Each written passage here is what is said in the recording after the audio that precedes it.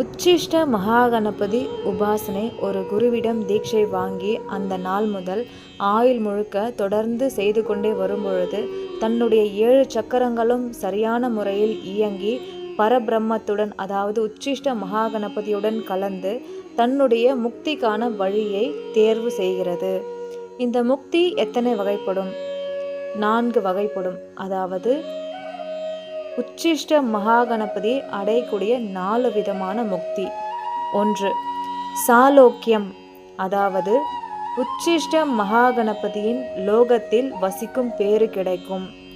2வது முக்தி சாமிப்பியம், உச்சிஷ்ட மகாகணபதியின் அருகிலேயே இருந்து தொண்டு செய்யும் பேறு கிடைக்கும். 3வது சாருப்பியம், அதாவது உச்சிஷ்ட மகாகணபதியின் உருவத்தை பெரும் பாக்கியம் கிடைக்கும்.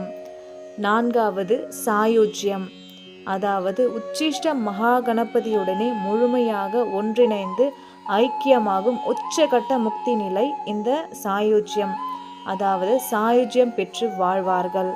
இந்த சாயுஜ்யம் பெற்று வாழ்வதற்காக தன்னுடைய 4 விதமான அறநெறிகளை கடந்து வீடு பேறு அடைய வேண்டும்.